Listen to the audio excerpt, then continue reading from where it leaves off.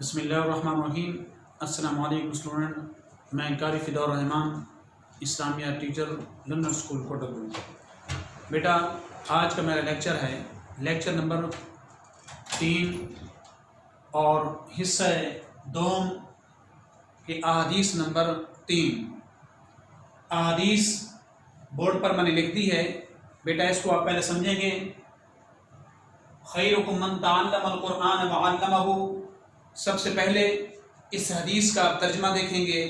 ترجمہ یہ ہے خیرکم، خیر کا معنی ہوتا ہے بہترین، کم معنی تم میں سے۔ خیر کا معنی ہوتا ہے بہترین، کم معنی تم میں سے۔ من وہ شخص ہے، تعلم جو سیکھتا ہے، القرآن قرآن پاک کو، وعلمہ اور اس قرآن مجید کو آگے سکھاتا ہے۔ تو یہ اس کا ترجمہ ہو گیا ہے۔ ترجمہ دوبارہ دیکھ لیں گے۔ تم میں سے بہترین شخص وہ ہے جو تعلم القرآن، جو سیکھتا ہے قرآن مجید کو، وعلمہ اور آگے اس قرآن مجید کو سکھاتا ہے۔ تو بیٹا اس حدیث مبارکہ کے اندر ٹوٹل آپ کے 8 پوائنٹس ہیں۔ کتنے ہیں بیٹا؟ 8 پوائنٹس ہیں۔ ان میں سے پہلا پوائنٹ جو ہے اس حدیث مبارکہ کے اندر لفظ القرآن آیا ہے۔ تو القرآن کے سب سے پہلے لغوی معنی بیان کریں گے۔ تو اس قرآن مجید کا پہلا پوائنٹ جو ہے وہ ہے قرآن کے لغوی معنی۔ قرآن کے لغوی معنی کیا ہے؟ قرآن کے لغوی معنی، قرآن قرأت سے نکلا ہے۔ قرأت کا معنی ہوتا ہے بار بار پڑھی جانے والی کتاب۔ تو قرآن مجید اللہ پاک کی مقدس ایسی کلام ہے جو پوری دنیا کے اندر بار بار پڑھی جاتی ہے۔ کوئی ایسے مواقع، کوئی ایسی جگہ نہیں ہے جہاں پر یہ قرآن مجید نہ پڑھا جا رہا ہو۔ اس لیے اس کا معنی جو ہے یہ بار بار پڑھی جانے والی کتاب ہے۔ اور دوسرا پوائنٹ جو ہے اس کا یہ ہے قرآن پاک کی اصطلاحی مفہوم۔ قرآن پاک کو شریعت کے اندر کیا کہا جاتا ہے؟ تو اس کی آپ کو تعریف بیانی چاہیے۔ قرآن مجید آسمانی، آخری اور الہامی کتاب ہے جو اللہ پاک نے حضور اکرم صلی اللہ علیہ وسلم کے قلب اطہر پر حضرت جبرائیل علیہ السلام کے ذریعے 23 سال کے عرصے میں نازل فرمائی۔ بیٹا دوبارہ بھی دیکھ لیں کہ قرآن مجید آخری، الہامی اور آخری کتاب ہے، آسمانی کتاب ہے جو اللہ پاک نے حضور اکرم صلی اللہ علیہ وسلم کی ذات اقدر پر اور قلب اطہر پر 23 سال کے عرصے میں نازل فرمائی حضرت جبرائیل علیہ السلام کے ذریعے۔ یہ ہو گیا قرآن مجید کے اصطلاحی مفہوم۔ بیٹا اسی حدیث مبارکہ کا تیسرا پوائنٹ جو ہے وہ یہ ہے کہ قرآن کا موضوع۔ قرآن کا موضوع کیا ہے؟ تو اس کے اندر شارٹ کوشچن بھی آ جاتا ہے کہ قرآن مجید کا موضوع کیا ہے اور کون لوگ ہیں۔ تو بیٹا آپ کو پتہ ہونا چاہیے کہ قرآن پاک کا موضوع جو ہے وہ انسان ہے۔ قرآن کریم اللہ پاک کا کلام ہے اور اس کا موضوع جو ہے وہ انسانی ہی ہے۔ اور دوسرا کوشچن اسی پیراگراف پر تیسرے پوائنٹ پر آپ کا یہ کوشچن پیدا ہوتا ہے کہ کیا یہ قرآن مجید محض نماز اور روزے کی تعلیمات پر مشتمل ہے؟ تو اس کا جواب آپ کو آنا چاہیے کہ یہ کتاب یعنی قرآن مجید محض نماز اور روزے کی تعلیمات پر مبنی نہیں، مشتمل نہیں، بلکہ انسانی زندگی کے تمام پہلو، انسانی زندگی کے تمام پہلو، خواہ وہ دنیاوی ہوں، خواہ وہ اخروی ہوں، معاشی ہوں یا معاشرتی ہوں، سیاسی ہوں یا سائنسی ہوں، تو یہ سب کے بارے میں تاابد رہنمائی رکھتی ہے۔ اور تیسرا کوشچن اس پر یہ پیدا ہوتا ہے اسی تیسرے پیراگراف پر کہ ہم کس وقت تک کامیاب نہیں ہو سکتے، دنیا کے اندر ہم کس وقت تک کامیابی حاصل نہیں کر سکتے۔ تو اس کا جواب یہ ہے کہ ہم اس وقت تک دنیا کے اندر کامیاب نہیں ہو سکتے جب تک ہم اپنی زندگی، پوری کی پوری زندگی کو قرآنی تعلیمات کے سانچے میں نہیں ڈال لیں گے، تو اس وقت تک ہم دنیا کے اندر بھی کامیابی حاصل نہیں کر سکتے۔ تو بیٹا اسی تیسرے پہلے گراف کے اوپر کیا ہے 3 کوشچن آپ کے پیدا ہو رہے ہیں، 3 کوشچن بنتے ہیں۔ ان میں سے پہلا کیا ہے، دوبارہ اس کو آپ دیکھ لیں گے کہ قرآن حکیم اللہ کا کلام ہے، اس کا موضوع کون ہے؟ تو اس کا جواب آپ کو آنا چاہیے کہ قرآن حکیم جو ہے یہ اللہ کا کلام ہے اور اس کا موضوع جو ہے وہ انسان ہے۔ دوسرا کوشچن اس پر کیا پیدا ہوتا ہے، دوسرا کوشچن یہ بنتا ہے کہ کیا یہ قرآن پاک جو ہے یہ محض نماز اور روزے کی تعلیمات پر مشتمل ہے؟ تو اس کا جواب آپ کو بیٹا آنا چاہیے کہ یہ قرآن مجید جو ہے یہ محض نماز اور روزے کی تعلیمات پر مشتمل نہیں، بلکہ انسانی زندگی کے تمام پہلو، خواہ وہ دنیاوی ہوں یا اخروی ہوں، معاشی ہوں یا معاشرتی ہوں، سیاسی ہوں یا سیاسی ہوں، تمام کے بارے میں تا ابد رہنمائی رکھتی ہے۔ 2 کوشچن ہو گئے۔ تیسرا کوشچن جو یہ ہے کہ ہم دنیا کے اندر کب تک کامیاب نہیں ہو سکتے؟ تو اس کا تیسرا جواب یہ ہے کہ ہم دنیا کے اندر اس وقت تک کامیابی حاصل نہیں کر سکتے جب تک ہم اپنی پوری کی پوری زندگی کو اس دنیا کے اندر قرآنی تعلیمات کے سانچے میں نہیں ڈال لیں گے، اس وقت تک ہم دنیا کے اندر کامیابی حاصل نہیں کر سکتے۔ تو یہ آپ کا تیسرا پوائنٹ آپ کا ہو چکا ہے۔ چوتھا پوائنٹ جو ہے اسی حدیث کا جو چوتھا پوائنٹ ہے، قرآن پاک کے ہم پر حقوق۔ قرآن پاک کے ہم پر کتنے حقوق ہیں؟ تو اس کا جواب بھی آپ کو آنا چاہیے۔ قرآن پاک کے ہم پر 4 حقوق ہیں۔ پہلا حق یہ ہے کہ ہم قرآن مجید کو اللہ تعالیٰ کی رضا اور خوشنودی حاصل کرنے کے لیے پڑھیں، اور نمبر 2 اس قرآن مجید کو ہم سمجھیں، اور تیسرا پوائنٹ آپ کا یہ ہے کہ قرآن مجید کو سمجھنے کے بعد عمل کریں، اور چوتھا پوائنٹ یہ ہے کہ اس قرآن مجید کی تعلیم کو دوسرے لوگوں تک پہنچائیں۔ تو بیٹا یہ چوتھا پوائنٹ جو ہے کیا ہے، قرآن پاک کے ہم پر حقوق۔ تو قرآن پاک کے ہم پر 4 حقوق ہیں۔ پہلا پوائنٹ کیا ہے بیٹا، پہلا حق کون سا ہے؟ پہلا حق جو ہے یہ ہے کہ ہم اس قرآن مجید کو اللہ تعالیٰ کی رضا اور خوشنودی حاصل کرنے کے لیے پڑھیں، اور نمبر 2 اس قرآن مجید کو پڑھنے کے بعد اس کو سمجھیں، اور تیسرا حق یہ ہے کہ قرآن مجید کو سمجھنے کے بعد اس پر عمل کریں، اور چوتھا جو ہے حق یہ ہے کہ اس قرآن مجید کی تعلیمات کو آگے لوگوں تک پہنچائیں۔ تو یہ آپ کا یہ چوتھا پوائنٹ ہے جو قرآن پاک کے ہم پر حقوق۔ پانچواں حق ہے، پانچواں جو ہے آپ کا پوائنٹ ہے کہ قرآن پاک کی فضیلت قرآن کی روشنی میں اللہ پاک نے قرآن مجید کے اندر قرآن مجید کے فضیلت اور اس کی اہمیت کو کیسے بیان فرمایا۔ تو بیٹا اس قرآن مجید کی فضیلت قرآن کے اندر اللہ پاک نے 3 آیات نازل فرمائیں۔ ان میں سے پہلی آیت کا ترجمہ آپ سمجھ لیں گے، سورہ احزاب کے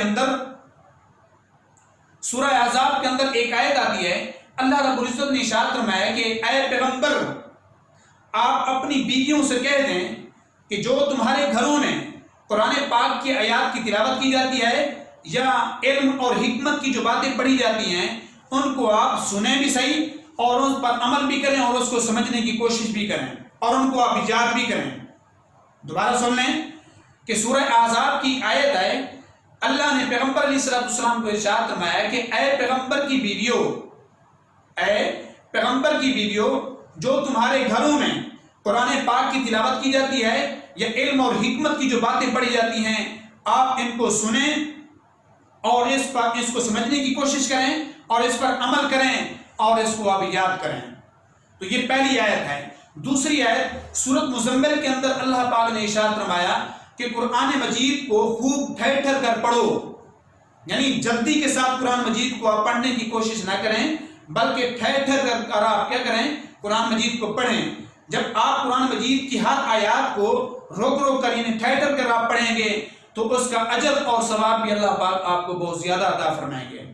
تیسری آیت ہے سورہ اعراف کے اندر اللہ پاک نے ارشاد فرمایا کہ وَإِذَا قُرِئَ عَلَيْهِمُ الْقُرْآنُ فَاسْتَمِعُوا لَهُ، کہ جب تمہارے سامنے قرآن پاک کی آیات کی تلاوت کی جا رہی ہو تو آپ اس کو غور سے سنو، وَأَنصِتُوا لَهُ لَعَلَّكُمْ تُرْحَمُونَ، اور خاموشی کے ساتھ قرآن مجید کی تلاوت کو سنو، لَعَلَّكُمْ تُرْحَمُونَ، تاکہ تم پر رحم کیا جائے۔ تو بیٹا یہ جو 5واں پوائنٹ ہے قرآن کی فضیلت قرآن کی روشنی میں، تو اس کے اللہ پاک نے قرآن کی فضیلت کو قرآن کے اندر جو ارشاد فرمایا ہے، جو آیات کی شکل کے اندر بتائی ہیں، وہ 3 آیات ہیں۔ دوبارہ سن لیں، پہلی آیت سورہ احزاب کی ہے کہ اللہ نے ارشاد فرمایا کہ اے پیغمبر کی بیویوں، جو تمہارے گھروں میں قرآن پاک کی آیات کی تلاوت کی جاتی ہے اور علم اور جو حکمت کی باتیں پڑھی جاتی ہیں، آپ اس قرآن مجید کی آیات کو پڑھیں اور اس کو سمجھنے کی کوشش کریں اور اس پر عمل کریں اور اس کو یاد کریں۔ دوسری آیت سورۃ مزمل کے اندر آتی ہے کہ اللہ پاک نے ارشاد فرمایا کہ اس قرآن مجید کے آیات کو آپ ٹھہر ٹھہر کر ادا کرو، روک روک کر پڑھتے رہو۔ تیسری آیت سورۃ اعراف کی ہے کہ اللہ پاک نے ارشاد فرمایا وَإِذَا قُرِئَ عَلَيْهِمُ الْقُرْآنُ فَاسْتَمِعُوا لَهُ۔ اس کا ترجمہ کیا ہے کہ اے ایمان والو، جب تمہارے سامنے قرآن پاک کی آیات کی تلاوت کی جائے تو اس کو آپ غور سے سنو، وَأَنصِتُوا لَهُ لَعَلَّكُمْ تُرْحَمُونَ، اور خاموشی کے ساتھ اس کو سنو تاکہ تم پر رحم کیا جائے۔ تو یہ 5ویں پوائنٹ کے اندر 3 آیات آپ کو ذکر کیے ہیں، اس کو آپ یاد کر لیں گے۔ اور اسی حدیث کا جو 6واں پوائنٹ ہے وہ یہ ہے کہ قرآن کی اہمیت اور اس کی فضیلت احادیث کی روشنی میں۔ تو بیٹا قرآن کی اہمیت اور اس کی فضیلت احادیث کی روشنی میں، یعنی حضور اکرم صلی اللہ علیہ وسلم نے احادیث کے اندر قرآن کی فضیلت کو کیسے بیان فرمایا؟ تو بیٹا آپ علیہ الصلوۃ والسلام نے ارشاد فرمایا کہ قرآن مجید کے پہلی حدیث کہ قرآن مجید کے ایک حرف کے پڑھنے پر اللہ پاک 10 نیکیاں عطا فرماتا ہے، حتیٰ کہ یہاں تک بھی آپ علیہ الصلوۃ والسلام نے ارشاد فرمایا کہ الف لام میم یہ بظاہر تو یہ ایک لفظ ہے، ایک حرف ہے، لیکن حضور علیہ الصلوۃ والسلام نے ارشاد فرمایا کہ اگر کوئی ایک کامل مومن الف لام میم کے لفظ کو اپنی زبان سے اخلاص کے ساتھ نکالتا ہے تو آپ علیہ الصلوۃ والسلام نے ارشاد فرمایا کہ اس کے نام اعمال کے اندر میں 30 نیکیاں لکھ دیتا ہوں۔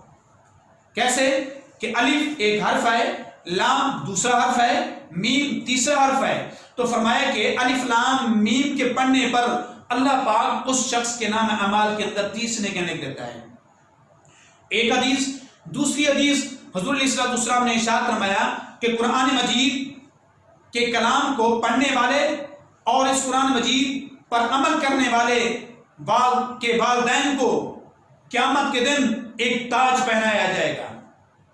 جن کے بچے اس دنیا کے اندر قرآن مجید کو جنہوں نے پڑھا اور انہوں نے اس کو حفظ کیا، حفظ کرنے کے بعد انہوں نے اس پر عمل کیا، تو ان بچوں کے والدین کو کل قیامت کے دن ان کو تاج پہنایا جائے گا جنت کے اندر۔ تو یہ 2 حدیثیں آپ کی ہو چکی ہیں۔ تیسری حدیث حضور اکرم صلی اللہ علیہ وسلم نے ارشاد فرمایا کہ اس قرآن مجید یہ ایسی کتاب ہے کہ جو اس پر عمل کرتا ہے اور اللہ پاک اس کتاب کے ذریعے، یعنی قرآن مجید پر عمل کرنے کے ذریعے اور اس قرآن مجید کی تلاوت کو پڑھنے میں بہت سی قوموں کو اللہ پاک بلندی عطا فرماتا ہے، اور اس پر عمل نہ کرنے کی وجہ سے یا بہت سی قومیں ایسی ہیں کہ جنہوں نے اس قرآن مجید کو نہیں پڑھا اور نہ ہی اس پر انہوں نے عمل کیا، تو اللہ پاک نے اس قوم کو بجائے بلندی عطا فرمانے کے ان کو پستی عطا فرمائی۔ تو اس پر علامہ اقبال کا ایک شعر بھی تھا، وہ مؤسس سے زمانے میں مسلمہ ہو کر ہم ذلیل و خوار ہوئے تارے کے قرآن ہو کر، کہ جب سے کسی قوم نے قرآن مجید کی تعلیمات پر عمل کیا اور اس کو پڑھا بھی صحیح، تو اللہ پاک نے اس قوم کو بلندی بھی عطا فرمائی۔ جس قوم نے اس کو چھوڑا اور اس کی تعلیمات پر عمل نہیں کیا اور اس کو سمجھا بھی نہیں، تو اللہ پاک نے اس قوم کو پستی عطا فرمائی۔ 3 حدیثیں۔ چوتھی حدیث آپ علیہ الصلوۃ والسلام نے ارشاد فرمایا کہ آپ اپنی اولاد کو 3 چیزیں سکھاؤ۔ ایک، آپ علیہ الصلوۃ والسلام کے ساتھ محبت۔ نمبر 2، آپ علیہ الصلوۃ والسلام نے ارشاد فرمایا اہل بیت کے ساتھ محبت۔ اور نمبر 3، قرآن مجید کا پڑھنا۔ کہ اپنی اولاد کو یہ 3 چیزیں سکھاؤ۔ پہلا کون سا ہے کہ حضور اکرم صلی اللہ علیہ وسلم کے ساتھ محبت کی جائے، اور نمبر 2 اہل بیت کے ساتھ محبت کی جائے، اور نمبر 3 اپنی اولاد کو یہ بھی کہا جائے کہ قرآن مجید کو پڑھیں بھی صحیح اور اس پر عمل بھی کریں۔ تو یہ آپ کا 6واں پوائنٹ آپ کا پورا ہو چکا ہے۔ قرآن کی اہمیت اور فضیلت احادیث کی روشنی میں 3 حدیثیں ہمارے ذکر کر دی ہیں۔ پہلی حدیث آپ علیہ السلام نے کیا ارشاد فرمایا کہ قرآن مجید کے ایک حرف کے پڑھنے پر 10 نیکی اللہ پاک عطا فرماتا ہے۔ الف لام میم بظاہر تو یہ ایک حرف ہے، لیکن اس کے نام اعمال کے اندر اللہ پاک 30 نیکی دیتا ہے۔ نمبر 2، اللہ پاک آپ علیہ السلام نے ارشاد فرمایا قرآن پاک پر عمل کرنے والے، قرآن مجید کو پڑھنے والے کے والدین کو قیامت کے دن ایک جنت کے اندر تاج پہنایا جائے گا۔ اور تیسری حدیث حضور اکرم صلی اللہ علیہ وسلم نے ارشاد فرمایا کہ یہ ایسی کتاب ہے قرآن مجید کے، اس قرآن مجید کے ذریعے بہت سی قوموں کو اللہ پاک بلندی عطا فرماتا ہے اور بہت سی قوموں کو پستی عطا فرماتا ہے۔ بلندی اس قوم کو اللہ پاک عطا فرماتا ہے کہ جو اس کی تعلیمات پر عمل کرتا ہے اور اس کو پڑھتا بھی ہے، عمل بھی کرتا ہے، اور جو قوم اس قرآن مجید پر عمل نہیں کرتی اور جو قوم اس کو پڑھتی نہیں، اللہ پاک اس کو پستی کے اندر لے آتا ہے۔ اور آخری حدیث جو آپ کو میں نے بتائی ہے وہ آپ علیہ السلام نے ارشاد فرمایا کہ اپنی اولاد کو 3 چیزیں سکھاؤ۔ کتنی؟ 3 چیزیں۔ نمبر 1، اپنی اولاد کو یہ کہو کہ وہ حضور اکرم صلی اللہ علیہ وسلم کے ساتھ محبت کریں، اور نمبر 2، اہل بیت کے ساتھ محبت رکھیں، اور نمبر 3، اپنی اولاد کو آپ یہ کہیں کہ وہ قرآن مجید کو اخلاص کے ساتھ پڑھیں بھی صحیح اور اس پر عمل بھی کریں۔ تو بیٹا یہ 6 پوائنٹس آپ کے ہو چکے ہیں، اور 7واں پوائنٹ آپ کا یہ ہے معلم کی فضیلت۔ معلم کی فضیلت بیٹا اس قرآن میں اس حدیث کے حوالے سے 7واں پوائنٹ ہے معلم کی فضیلت۔ معلم کس کو کہا جاتا ہے؟ بیٹا آپ کو پتہ ہونا چاہیے کہ معلم استاد کو کہا جاتا ہے۔ تو آپ علیہ السلام نے ارشاد فرمایا کہ معلم کا پیشہ جو ہے وہ تمام پیشوں سے افضل اور اکمل ہے، یعنی معلم کا پیشہ جو ہے وہ تمام پیشوں سے اعلیٰ اور عرفہ ہے۔ کیسے؟ کہ آپ علیہ السلام نے ارشاد فرمایا کہ العلماء ورثۃ الانبیاء، کہ علماء جو ہیں وہ انبیاء کے وارث ہیں۔ علماء انبیاء کے وارث ہیں۔ تو انبیاء جو ہیں اپنے دنیا سے رخصت ہو جانے کے بعد دنیا کے اندر کوئی مال و متاع نہیں چھوڑتے، بلکہ وہ اپنی وراثت کے اندر علم چھوڑ کر جاتے ہیں۔ تو اس لیے فرمایا کہ العلماء ورثۃ الانبیاء۔ اور آپ علیہ السلام نے یہ بھی ارشاد فرمایا کہ خیر کی تعلیم دینے والے استاد کے حق میں دنیا کی ہر چیز اس کے لیے دعا گو ہوتی ہے، حتیٰ کہ سمندر کی مچھلیاں بھی اس استاد کے حق میں، خیر کی تعلیم دینے والے استاد کے حق میں دعا کرتی رہتی ہیں۔ خیر کی تعلیم دینے والے استاد کے حق میں دنیا کی ہر چیز اس کے لیے دعا گو ہوتی ہے، یہاں تک کہ سمندر کی مچھلیاں بھی اس کے حق کے اندر دعا کرتی ہیں۔ تو یہ کیا ہوگا؟ 7واں پوائنٹ معلم کی فضیلت۔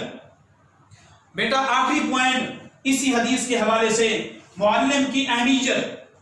آخری پوائنٹ بیٹا کیا ہے؟ معلم کی اہمیت۔ تو معلم کی اہمیت کا اندازہ آپ اس بات سے بھی لگا سکتے ہو کہ معلم اول سب سے پہلی ذات، سب سے پہلی معلم کی ذات ہے وہ اللہ پاک کی ہے۔ معلم اول سب سے پہلے جو استاد ہیں وہ کون ہیں؟ وہ اللہ رب العزت کی ذات ہے۔ کیسے؟ آپ نے سورۃ الرحمن کے اندر پڑھا ہوگا، سب سے پہلا لفظ ہے، اس پر آپ غور کریں گے، الرحمن علم القرآن۔ رحمان وہ ذات ہے جس نے قرآن مجید سکھایا۔ رحمان وہ ذات ہے جس نے قرآن مجید سکھایا۔ تو سب سے پہلے قرآن کی تعلیم دینے والے، قرآن مجید کو سکھانے والے اللہ رب العزت کی خود ذات ہے کہ جس نے اپنے محبوب پیغمبر حضور علیہ السلام کو یہ قرآن کی تعلیم سکھائی تھی۔ اور اس حدیث مبارکہ کے اندر، اس آیت کے اندر کون سی؟ الرحمن علم القرآن۔ رحمان وہ ذات ہے جس نے قرآن مجید سکھایا۔ تو اس آیت کے اندر معلم کو بہت بڑی فضیلت اور بہت بڑا مرتبہ اللہ نے اس کو عطا فرمایا۔ یہاں تک بھی آتا ہے کہ اسلام میں معلم کو روحانی باپ کا درجہ بھی دیا جاتا ہے۔ اسلام میں معلم کو روحانی باپ کا درجہ بھی دیا جاتا ہے، اس کا بہت بڑا مرتبہ اور مقام ہے۔ تو بیٹا آج کے لیکچر کے اندر، لیکچر نمبر 3 حصہ دوم، احادیث نمبر 3 جو آپ کے سامنے میں نے ذکر کیا، خیرکم من تعلم القرآن وعلمہ، تم میں سے بہترین شخص وہ ہے جو قرآن مجید کو سیکھتا بھی ہے اور اس کو آگے سکھاتا بھی ہے۔ اس حدیث کے اندر 8 پوائنٹس ہیں جو میں نے تفصیل سے آپ کو میں نے بتا دیے ہیں۔ نیکسٹ لیکچر کے اندر انشاءاللہ زندگی رہی تو انشاءاللہ حدیث نمبر 4 پڑھیں گے، تو اس کو اچھی طریقے کے ساتھ بیٹا آپ یاد کریں گے۔ نیکسٹ حدیث انشاءاللہ بعد میں آپ کو بتائی جائے گی۔ تھینک یو بیٹا، اپنا اللہ پاک آپ کی حفاظت فرمائے۔ السلام علیکم۔